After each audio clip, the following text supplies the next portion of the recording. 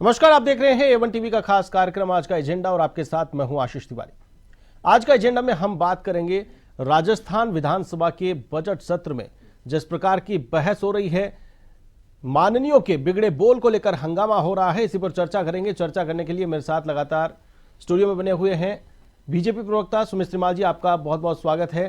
कांग्रेस प्रवक्ता प्रकाश मीणा जी, आपका बहुत बहुत स्वागत है। प्रकाश जी, जिस प्रकार से राजस्थान विधानसभा का बजट सत्र चल रहा है, बजट सत्र में चर्चा होनी चाहिए, राजस्थान के विकास के मुद्दों की बात होनी चाहिए, लेकिन माननीय अपनी अभद्र भाषा से खुद घिरते हुए नजर आते हैं और माफी मांगते हुए नजर आते हैं। प्रकाश जी, देखिए आशीष जी, सबसे बड़ा मुद्दा कल था जो सुभाष गर्ग जी थे, उन्होंने भरतपुर का कोई मैटर उठाया। लोहागढ़ फोर्ट के आसपास जो पब्लिक रहती है उनको कोई प्रशासन का नोटिस आया होगा, तो नोटिस का प्रशासन के नोटिस से जनता में वहाँ लोगों में खलबली मची, तो उन्होंने वहाँ के वो विधायक हैं उनसे कुछ बोला, तो उन्होंने इस मांग को विधानसभा में उठाया एक जनप्रतिनिधि होने के नाते। तो उनके खिलाफ सत्ता पक्ष के द्वारा विशेषाधिकार हनन प्रस्ताव लाया गया, जबकि विशेषाधिकार हनन प्रस्ताव अनुच्छेद 105 के अंतर्गत खुद एमएलए ला सकता है, उसको अपने हनन का कुछ दिक्कत हो कि कोई कहीं रोक लिया हो, विधानसभा में अंतर एंट्री नहीं हो रही हो, तो वो ला सकता है। जबकि जनप्रतिनिधि है वो जनता के मुद्दे उठाएगा। ये एक तरह से लोकतंत्र की हत्या है। जैसे उस एक प्रतिनिधि के खिलाफ ये विशेष वो प्रस्ताव लाए, हनन प्रस्ताव, इससे एक लोकतंत्र की हत्या है। और जनता में जनप्रतिनिधि जनता के मुद्दे नहीं उठाएगा तो वो जनप्रतिनिधि कैसे हुआ? क्योंकि वो जनता के मुद्दे उठाएगा तभी जनता उनको चुनकर भेजती है। और विधानसभा हमारे देश में संसद या विधानसभा राज्य में इसी वजह से होती है कि लोकतंत्र में जनता के द्वारा शासन, तो जनता की मांग उठाना कोई गलत नहीं है। और ये पहली बार ऐसा मुद्दा नहीं हुआ, बहुत बार लोग उठाते हैं जनता की मांग, और उसके बाद भी उनके खिलाफ विशेषाधिकार हनन प्रस्ताव लाया गया। ये सत्ता पक्ष का बिल्कुल लोकतंत्र की हत्या है और संविधान के विरुद्ध। प्रकाश जी, आपकी बात का मैं समर्थन कर लेता हूं, मान लेता हूं, लेकिन क्या शब्दों की गरिमा बनाए रखनी चाहिए या फिर शब्दों की गरिमा को तार तार कर दिया जाना चाहिए? जनता ने सदन में भेजा है आपको डिबेट करके, आपको अपने बात से जवाब दे करके वहां पर अपनी बात को प्रमुखता से रखना चाहिए, लेकिन आप जूतों से बात करने की बात करते हैं। देखिए आशीष जी, लोकतंत्र में भाषा की मर्यादा होनी चाहिए। हम भी इस बात का समर्थन नहीं करते, क्योंकि भाषा की मर्यादा जरूरी है और वे व्यक्तिगत आचरण उससे दिखता है कि इंसान का कैसा व्यक्तिगत आचरण है। जो कोई बोलता है तो शायद ये लोकतंत्र में गलत है, कोई सत्ता पक्ष हो या विपक्ष हो, भाषा की मर्यादा बहुत जरूरी है। अब जैसे कल इन्हीं के बीजेपी के नेता था, इन्होंने प्रेस कॉन्फ्रेंस की बीजेपी कार्यालय में और बहुत गलत वर्ड बोला, जेंडर वर्ड भी बोला कि चुगलखोर पड़ोसन, सतीश पूनिया जी का वर्ड था कि चुगलखोर पड़ोसन। तो ये भी हो, चाहे हमारा हो चाहे बीजेपी का हो, पर भाषा की मर्यादा होना जरूरी है। और लोकतंत्र में सबसे बड़ी जो संविधान के अनुकूल चीज़ है, परंपरा है लोकतंत्र में, संसद और विधानसभा। अब वहीं हम शब्दों की गरिमा नहीं रखेंगे तो ये गलत है। ठीक है सुमित जी, शब्दों की गरिमा बनी रहनी चाहिए, वो चाहे सत्ता पक्ष की बात हो या चाहे विपक्ष की बात हो, ये बात प्रकाश जी भी मान रहे हैं।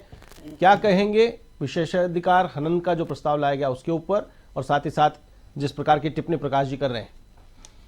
जी आशीष जी, जिस प्रकार से सुभाष गर्ग जी ने भरतपुर के लोहागढ़ फोर्ट का जो मामला लेकर के आए थे, लेकिन वो निश्चित रूप से वो गलत था।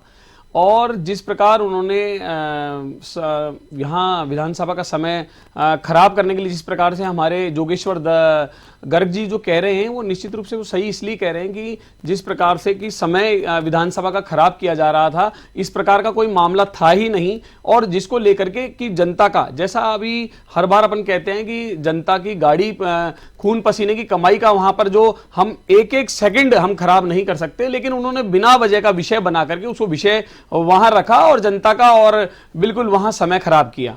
और जैसा ये कह रहे हैं कि जिस बिल्कुल आपने अभी बताया कि जिस प्रकार से कि नेताओं को मर्यादा का बिल्कुल बनाए रखनी चाहिए, और कांग्रेस के प्रवक्ता जी कह रहे हैं कि मर्यादा, बिल्कुल ये भी कह रहे हैं, लेकिन मर्यादा एक बार कोई चलो गलती से निकल जाए, लेकिन चार चार बार, आज ही का आप वाकया देखिए किस प्रकार से लगातार यह अनुशासनहीनता कांग्रेस वाले लगातार करते आ रहे हैं।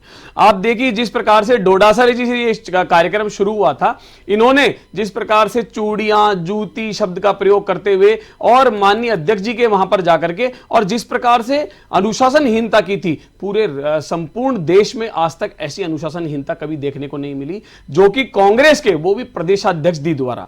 फिर आप दूसरा देखिए, इनके ही विधायक गणेश घोगरा जी, जो कि बोलते हैं कि वो नहीं, उनकी जूती बात करेगी, इस प्रकार से उन्होंने फिर दूसरा वाकया हो गया। तीसरा वाकया आप देखिए, धारीवाल जी इनके खुद के नेता को कहते हुए इनके विधायक कहते हैं, गलत शब्द का प्रयोग करते हैं, फिर उसके बाद में वो माफी भी मांगते हैं। आप देखिए गणेश घोगरा जी जिस प्रकार से लिखित में आज उन्होंने माफी मांगी, और आज एक बार और नया वाकया आ गया। धारीवाल जी जब कुछ बोल रहे थे वहां पर, तो उन्होंने बाप शब्द का संबोधन किया। देखिए आप कुछ दिनों पहले ही जिस प्रकार से दादी शब्द से कांग्रेस और कांग्रेस के प्रवक्ता, बिल्कुल जिस प्रकार से इनके नेता नाराज हुए थे, लेकिन आज ये अमर्यादित शब्दों का लगातार कांग्रेस के नेता इसका चयन कर रहे हैं। जिस प्रकार से एक नहीं 4-4 बार अनुशासनहीनता की गई, तो अब ये आंखें बंद कर लेते हैं और सिर्फ इतनी सी बात कह देते हैं कि देखिए हम भी अनुशासन चाहते हैं। लेकिन ये मामला सिर्फ आज ही नहीं, क्योंकि यहां पर किसी प्रकार का अनुशासन है ही नहीं। आप देखिए, अगर हमारे यहां कांग्रेस और किसी अन्य पार्टी की बात नहीं है, जिस प्रकार से सुभाष गर्ग जी, बिल्कुल वो हमारे बिल्कुल सहयोगी पार्टियों में से आते हैं, लेकिन कोई भी व्यक्ति अगर अनुशासनहीनता करेगा तो निश्चित रूप से उस व्यक्ति के खिलाफ कार्रवाई होनी चाहिए। यह जनता भी चाहती है, और भारतीय जनता पार्टी जब सत्ता में निश्चित रूप से होती है तो निश्चित ही इस प्रकार की कार्रवाई होगी। और आपको आशीष जी मैं बता दूं, संगठन में भी भारतीय जनता पार्टी का अनुशासित पार्टी है। यहां पर एक अनुशासन समिति भी बनी हुई है कि हमारा भी कोई भी व्यक्ति अगर अनुशासनहीनता करता है तो उस पर कार्रवाई होती है, क्योंकि हमारे दो चेहरे नहीं हैं। जिस प्रकार कांग्रेस के देखने के लिए कुछ और चेहरे और जनता के सामने वो कहते हैं ना, खाने के दांत अलग और दिखाने के दांत अलग होते हैं, उस प्रकार कांग्रेस के जो दोहरा चरित्र है वो जनता के सामने है, लेकिन भारतीय जनता पार्टी इस प्रकार का कोई। अब आप बताइए, आज एक विधायक जी प्रियंका गांधी जी के लिए सिर्फ नाम लेते हैं, उसमें भी इनको आपत्ति हो जाती है। अब ये गांधी परिवार ने जो पूर्व में जो कृत्य किए, पूरे देश को जो 70 सालों में जो दिया, जो स्थितियां खराब करी, पूरे संपूर्ण राष्ट्र की जो स्थितियां खराब करी, उसमें निश्चित रूप से अगर हम देखेंगे तो उसके लिए गांधी परिवार जिम्मेदार है। लेकिन आज जो अनुशासनहीनता की बात कर रहे हैं आशीष जी, एक नहीं 4-4 बार जो स्थितियां पैदा करी वो कांग्रेस ने करी। और निश्चित ही चाहे वो हमारा सहयोगी दल हो, चाहे वो कांग्रेस हो, संपूर्ण कोई भी व्यक्ति, विधायक हो, सांसद हो, अगर अनुशासनहीनता करेंगे तो उसके प्रति निश्चित रूप से कार्रवाई होगी।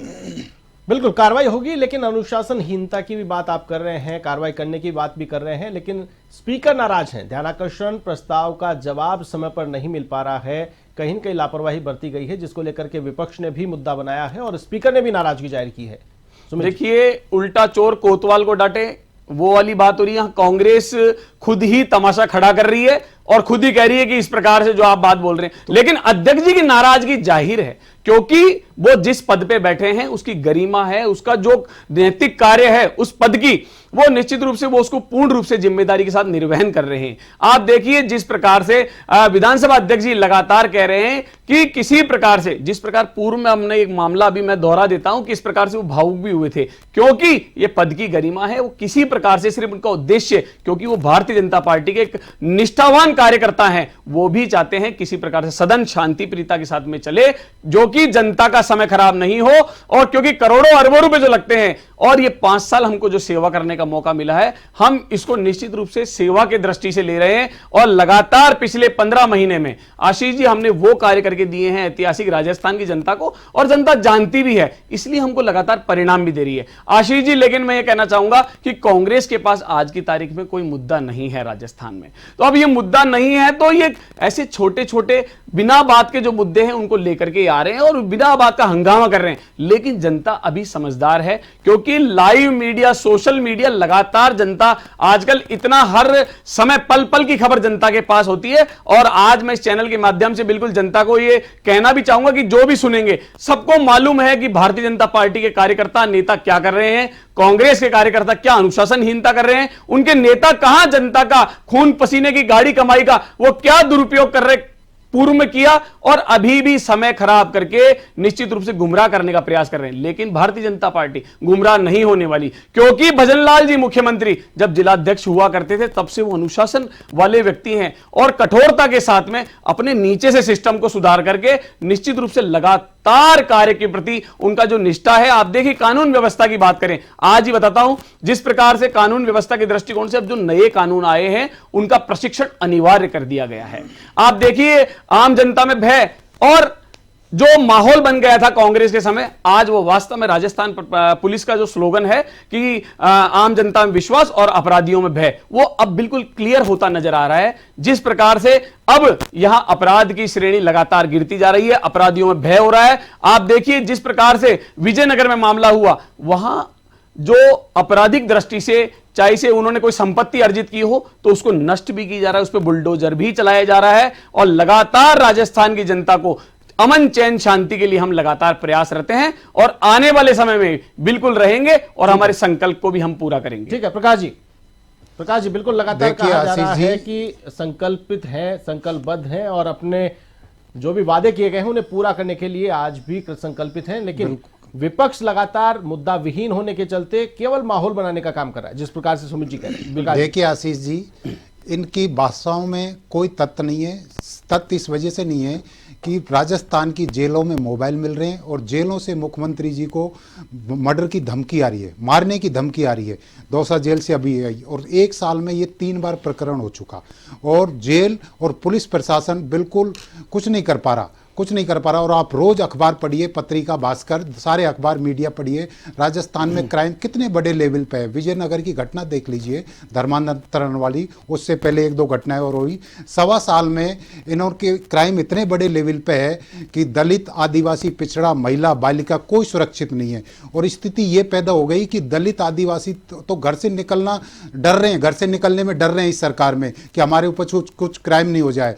खाली बातों में तो इनसे कोई नहीं जीत सकता, झूठे प्रचार प्रसार तो इनसे संकल्पित हैं, वो है, ये तो इनकी बातें हैं। बाकी रियलिटी आप खुद देखो, जेलों में मोबाइल नहीं मिले, मुख्यमंत्री जी को धमकी नहीं मिली और आज इस सरकार में भू माफिया, ड्रग माफिया, शराब माफिया सारे बहुत मस्त हैं क्योंकि उनकी सारी कामें चल रहे हैं, माफियाओं के सारे काम हो रहे हैं। और सबसे बड़ी बात आप देखो कि पूरे देश में वारंटियों की संख्या 1,15,000 है, जिसमें से 80,500 वारंटी तो राजस्थान में निवास कर रहे हैं। मतलब उनको कितनी, ये भूमि कितनी संरक्षित है इनके 1.25 साल के कार्यकाल में। और आप रोज अखबार पढ़ के देखिए, विजयनगर जैसी घटना, इनकी सरकार होती है, 1.25 साल हो गए और विजयनगर जैसी घटनाएं हो रही हैं और सरकार हाथ पे हाथ बांध के बैठी है, कुछ नहीं कर पा रही। बातों में तो किसी को नहीं आने देंगे। तुमने क्या किया विजयनगर, पहले 2 घटनाएं हुई थी, क्या एक्शन लिया? कुछ नहीं लिया। और विजयनगर की घटना भी आपने क्या एक्शन लिया सरकार ने? आप वहां पूरे अजमेर में आपने जहां आईजी लेवल की पोस्ट है वहां आपने डीआईजी बैठा रखा है, डीआईजी बैठा रखा है और ऐसा बैठा रखा है वो बेचारा कुछ फैसला ही नहीं कर पा रहा। और वहाँ की दुनिया में कल अजमेर भी बंद रहा,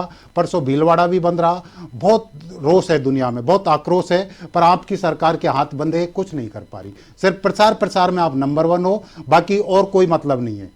सुमित जी, देखिए, अभी इन्होंने कहा कि कानून व्यवस्था, तो मैं तो पहले तो पूर्व की बात बता देता हूं कि जिस पूर्व की बात सरकार आपकी है, सरकार अभी आपने पूर्व की बात बोली तो मैं पहले बता देता हूं कि हमारी भी बात, जो आपने झूठ बोला उसको मैं सत्य सामने ला देता हूं। एक मिनट सुमित जी एक बार रुकिए। सुमित जी, हाँ प्रकाश जी आप कंप्लीट करिए, कंप्लीट कर लीजिए। हाँ प्रकाश जी, पूर्व की बात नहीं है, सत्ता इनके हाथ में है, ठीक है। तो ये कांग्रेस को कोसते रहेंगे या जनता का कोई काम करेंगे? जवाब ले लीजिए। आप प्रेजेंट की बात करिए, ठीक है। प्रेजेंट में क्या हो रहा है पहले बता देता हूं। बिल्कुल, इन्होंने कहा विजयनगर वाला मामला, विजयनगर का जब मामला हुआ उससे 15 दिन पहले ही विधानसभा में धर्मांतरण बिल पेश हो चुका।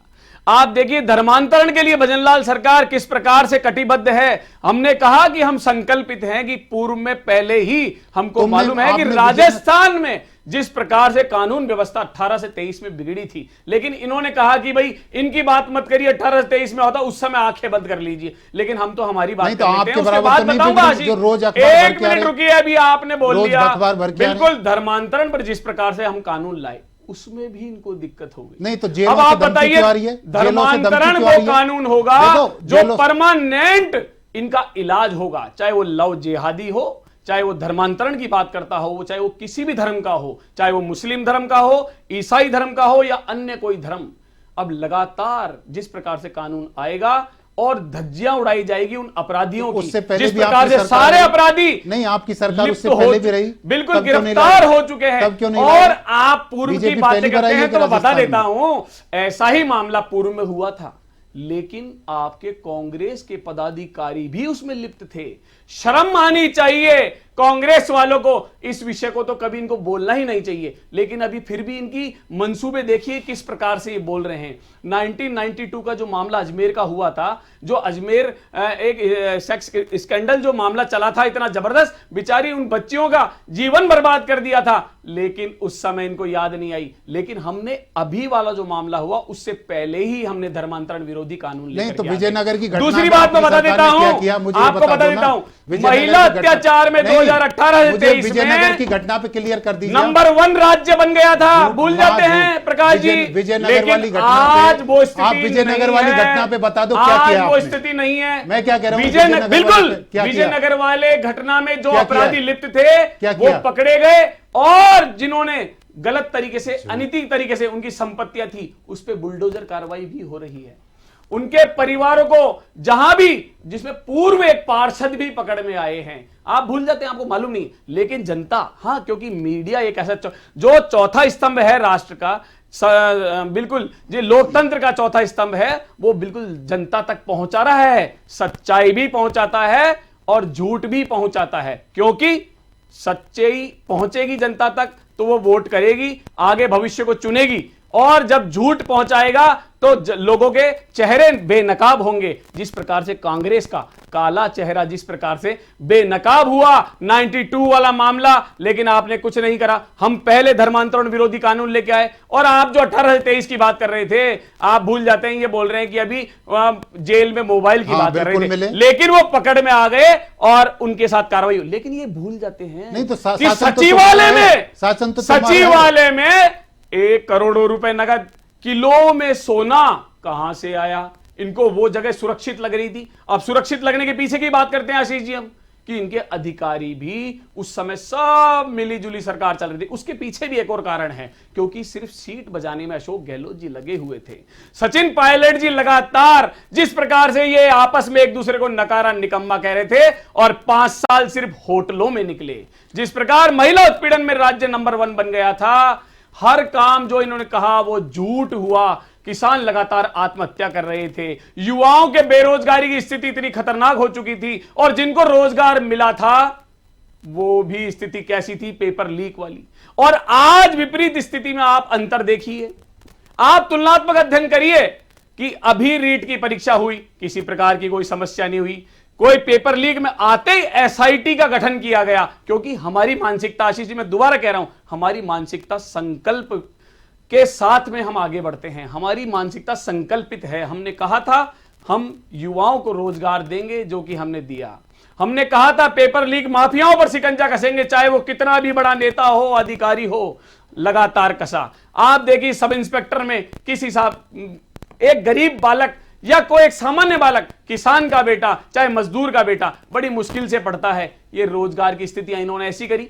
आप उन छात्रों छात्राओं से जाके पूछिए, उनको बताएंगे अपनी स्थिति कितनी खराब थी, क्योंकि भजन लाल जी लेकिन स्वयं एक किसान थे, उनको मालूम है कि धरातल से, लेकिन ये धरातल वाले नेता नहीं है ना। ठीक है, क्योंकि ये गांधी परिवार लगातार सिर्फ एरोप्लेन में घूम करके झूठी बातें करके, लेकिन हमने संकल्प के साथ में प्रधानमंत्री भी एक सामान्य व्यक्ति बनाए, और यहां मुख्यमंत्री भी, जिसका परिणाम जनता के सामने है। चाहे वो युवाओं की बात हो, महिलाओं की बात हो, किसानों की बात हो, लगातार हम हमारे वादे भी पूरे कर रहे हैं, और निश्चितता के साथ में आगे और अच्छे परिणाम मिलेंगे। और जनता ने भी आशीष जी हमको परिणाम दिए हैं, इसके लिए मैं जनता का भी बहुत बहुत धन्यवाद ज्ञापित करता हूं। जिस प्रकार से सुमित जी कह रहे थे कि विकास की बात कर रहे हैं, प्रदेश की जनता के लिए जो विकास के संकल्प लिए थे उन्हें हम पूरा करने की कोशिश कर रहे हैं, लेकिन विपक्ष लगातार सत्ता पक्ष को भटकाने का काम कर रहा है। देखिए आशीष जी, कथनी और करनी दोनों चीज़ें रहती हैं, बहुत फर्क रहता है। मैं जबान से तो कुछ भी बोलूं, पर धरातल पे क्या रहा है वो क्लियर जनता को दिख रहा है।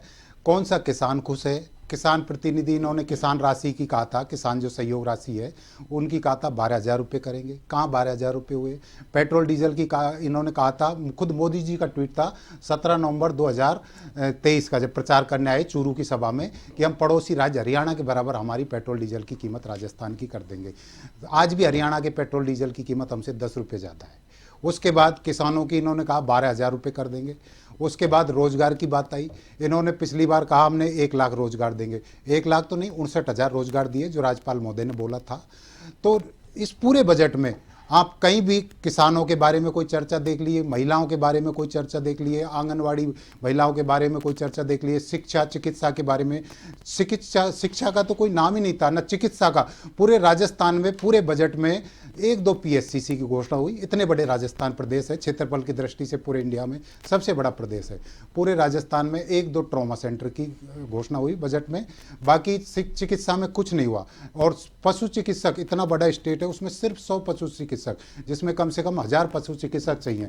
रही बात रोजगार की, रोजगार में इन्होंने राजस्थान में, आज भी आप भास्कर में न्यूज़ देखो कि 19,440 फर्स्ट ग्रेड व्याख्याताओं के पद खाली हैं, और इन्होंने कितने पद दिए? 1700 कुछ पद, वो भी एक सब्जेक्ट के 3 या 4 टीचर वो आ रहे हैं, डिवाइड हो रहे हैं। बाकी इतने स्कूल खाली हैं। महिला शिक्षा के नाम पे इन्होंने, बालिका शिक्षा के नाम पे स्कूलों की समीक्षा करने की कहा, अंग्रेजी माध्यमों की कहा कि हम इनकी समीक्षा करेंगे। जो देश में पहली बार राजस्थान में हमने अंग्रेजी माध्यम स्कूल खोले, और स्कूल खोल के उनमें 7 लाख रजिस्ट्रेशन हुए। 3737 स्कूलों में गरीब, हमारे जो राजस्थान में गरीब लोग हैं, उनको पहली बार अंग्रेजी शिक्षा हमने मुहैया कराई। ठीक है, हमारी सरकार नहीं आई, और बाकी हम उनमें सुधार भी करते बाकी, पर इनके सुधार के नाम से इनके पास कोई चीज़ नहीं है। इनके मंत्री महोदय जी, जो शिक्षा मंत्री है मदन लावड़ जी, वो बार बार कहते हैं कि हम अंग्रेजी माध्यम स्कूलों की समीक्षा करेंगे। इन्होंने अभी अब थोड़े से टाइम में 450 स्कूलों को बंद कर दिया, बालिका स्कूलों को। तो इनके पास में करने को कुछ नहीं है। जो कांग्रेस की योजनाएं हैं, वो नरेंद्र मोदी जी ने खुद ने बोला था राजस्थान जब आए कि हम पूरी योजनाएं चालू रखेंगे। ये एक पे एक सारी योजनाएं राजस्थान में खत्म करते जा रहे हैं, और कह रहे हैं संकल्पित हैं। कहाँ संकल्पित है? तुमने 100 दिन का संकल्प लिया था तबादला नीति का, कहाँ है तबादला नीति? पारदर्शिता, आज तक तबादला नीति का कोई नाम नहीं है। ठीक है, तो 100 दिन में किसानों के लिए बोला था, क्या मिला किसानों को? तो कथनी और करनी में बहुत फर्क है आशीष। सुमित जी, कथनी और करनी में बहुत बड़ा अंतर है। जो कहा वो किया नहीं, और जो कांग्रेस की योजनाएं थी, उन योजनाओं को एक के बाद एक बंद करने का काम कर रहे हैं, जिस प्रकार से प्रकाश जी कह रहे हैं। देखिए, अभी ये कह रहे थे कि एक अनुशासनहीनता वाली बात बता रहा था मैं, फिर उसके बाद बिल्कुल इस वाले विषय पे भी आ जाता हूँ कि जिस प्रकार से आज इनके 3 विधायकों ने, रोहित बोहरा जी, हरिमोहन शर्मा जी, रामकेश मीणा जी ने कहा कि ये लोकतंत्र की हत्या की बात कर रहे हैं, लेकिन ये भूल जाते हैं कि लोकतंत्र की हत्या तो इनकी तत्कालीन प्रधानमंत्री, वही दादी जी इंदिरा गांधी जी ने की थी, आपातकाल लगा करके देश पर। वहीं दूसरी ओर बच्चों के नहीं होने पर जनसंख्या को किस प्रकार से नसबंदी करके, जबरदस्ती थोप करके, वो आपातकाल, वो भी एक आपातकाल था, वो लोकतंत्र की हत्या थी। लेकिन इनको वो हत्याएं नजर नहीं आती। इनको ये झूठी बिना वजह का विषय बनाना और सत्ता को गुमराह करना, लेकिन सत्ता गुमराह नहीं होने वाली प्रकाश जी। मैंने अभी बताया कि यहां एक सामान्य कार्यकर्ता बिल्कुल नेता बनकर के आए हैं। भजन लाल जी बिल्कुल सरपंच से और जिलाध्यक्ष, प्रदेश में महामंत्री रहे, और आज वो सत्ता पर आए हैं। कांग्रेस के जैसे नहीं, सिर्फ जैसे अशोक गहलोत जी और आपके ही उनके ओएसडी मलाई खाने वाली जो बात करते थे, यहाँ मलाई वाले नेता नहीं है। ये तो वो ही सूखी रोटी खा करके, जल पी करके जनता के लिए, हित के लिए कार्य करने के लिए लगातार प्रयासरत हैं, और जनता ने इसका परिणाम दिया। उपचुनाव में आपका क्या हुआ?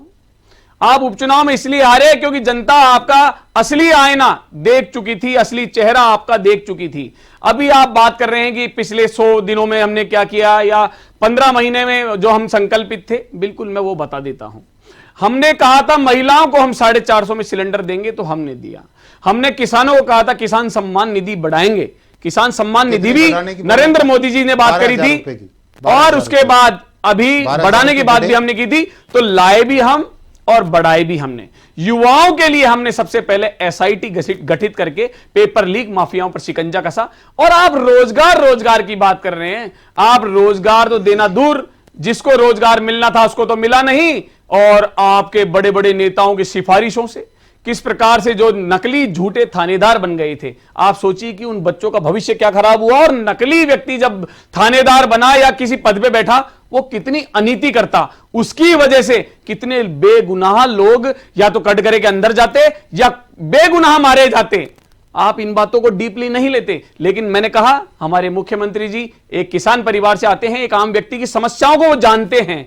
फिर आप आइए, महिलाओं पर मैंने बताया आपको, किसानों पर बताया, युवाओं के लिए बताया, और आप देखिए किस प्रकार से, चाहे वो चिकित्सा की बात हो, हमने प्रथम वर्ष में राइजिंग राजस्थान लेकर के आए, आप 5वें साल में लाए थे। और जो इन्वेस्टर थे वो कह के गए थे अशोक गहलोत जी को, बिल्कुल। और आप भास्कर बोल रहे थे, उन्होंने ही, अभी दैनिक भास्कर ने ही छापा था कि ना तो इंफ्रास्ट्रक्चर मिला, ना धरती जमीन मिली। अभी हमारे 35,000 करोड़ से ज्यादा कुछ नहीं, सब बिल्कुल एमओयू बिल्कुल हो चुके हैं। आशीष जी MOU देखो, इन्होंने जो कहा उसकी बात बता रहा हूं, तो पहले वर्ष में ही हम यहां लगातार 70% से अपने संकल्प को पूरा करने की ओर अग्रसर हैं। लेकिन ये झूठ नहीं। अच्छा, दूदू जैसे छोटी सी जगह को सिर्फ इनके नेता के कहने से जिला बना दिया। नीम का तान, अरे सुनिए, व्यक्ति चाहिए नहीं थे, अधिकारी चाहिए था, कलेक्टर चाहिए थे, एसपी चाहिए थे, वो नहीं करा। लेकिन सिर्फ मात्र झूठी जुमलेबाजी, लास्ट में फ्री की रेवड़ियां बांटने का कार्य किया, क्योंकि 5 साल तो होटल में बंद रहे।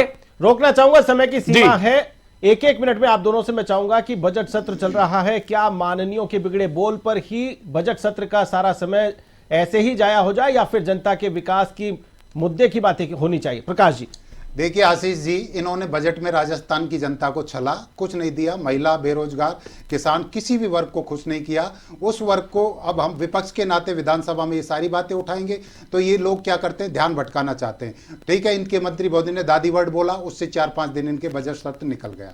उसके बाद जो भी हम मांगे करते हैं, गणेश गोगरा जी ने ठीक है वर्ड बोले, पर उनकी भी कोई बैठी हुई बात थी, ट्राइबल क्षेत्र की कोई बहुत बड़ी मांग थी बजट की, कोई सुनवाई नहीं कर रहा था। तो आदमी अंत में फिर बेचारा कुछ तो अपनी भड़ास निकाल के जनहित के मुद्दों के लिए बोलेगा ना।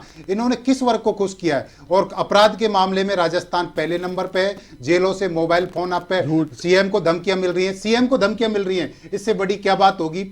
3-3 बार धमकियां मिल रही हैं, जेलों में मोबाइल मिल रहे हैं। एक इन्हीं की महिला एसपी, जिसका ज्येष्ठा मैत्री है, जो भिवाड़ी की एसपी थी, वो खुद कह रही है कि मेरे पीछे पुलिस जासूसी कर रही है। 17 नवंबर की घटना है कि मेरे पीछे पुलिस जासूसी कर रही है और मेरे पीछे पीछे हमेशा जासूस लगा रखे। इनकी महिला अधिकारी कह रही है इनके कार्यकाल में, जो एक एसपी रैंक की आईपीएस अधिकारी है। चलिए सुमित जी, 1 मिनट में। देखिए, इनसे आपने प्रश्न किया कि किस प्रकार से अनुशासनहीनता जो कांग्रेस के नेता लगातार कर रहे हैं, उस पर इनसे जवाब नहीं बना। अभी ये कहते हैं कि हाँ, गणेश गोगरा जी ने कह दिया, ठीक है, इनके कांग्रेस वाले 2023 में हार गए इनके कारण से, ठीक है। ये खुद के लिए तो जहां आती है ना, ऐसे बोलते हैं वो ठीक है, हम हार गए, हम 99 सीट पे आ गए, ठीक है, हम राजस्थान में हार गए, ठीक है, दिल्ली में तीसरी बार हैट्रिक लगा गए, ठीक है। लेकिन ये ठीक नहीं, आपने जनता के लिए कुछ नहीं किया प्रकाश जी। और जिस प्रकार से आपके प्रवक्ताओं के भी बोल बिगड़े हुए हैं, रोहित शर्मा के लिए जिस प्रकार गलत बात की, और उसी प्रकार आपके नेता लगातार किस प्रकार से, एक नहीं 4-4 बार शांति धारीवाल जी, डोडासरा जी, गणेश घोगरा जी और श्रवण कुमार जी, लगातार चारों नेताओं ने अपशब्द बोले, और इसका खामियाजा पूर्व में भुगतना पड़ा और भविष्य में भुगतना पड़ेगा। और आशीष जी, एक बात और, गलती करते हैं और तुरंत बोलते थे हमने खेद प्रकट कर दिया। अरे बेशर्मो, बिल्कुल शर्म आनी चाहिए कि इस प्रकार से गलती करते हो और फिर बाद में बोलते हो हमने खेद प्रकट कर दिया। चलिए, आज खेद अब जनता जान चुकी है। आशीष जी, आज की चर्चा में शामिल होने के लिए आप दोनों मेहमानों का बहुत बहुत धन्यवाद, बहुत बहुत शुक्रिया। प्रकाश मीणा जी, कांग्रेस प्रवक्ता, और बीजेपी प्रवक्ता सुमित सिमाल जी। आज हमने चर्चा की आज का एजेंडा में राजस्थान विधानसभा के बजट सत्र के दौरान जिस प्रकार से माननीयों के बोल बिगड़े और उसको लेकर के हंगामा देखने को मिला। आने वाले समय में राजस्थान की जनता उम्मीद करती है कि माननीयों के बिगड़े बोल पर लगाम लगेगी और राजस्थान की जनता के विकास के मुद्दों पर बात होगी। आज का एजेंडा में फिलहाल के लिए बस इतना ही। मुझे दीजिए इजाजत, नमस्कार।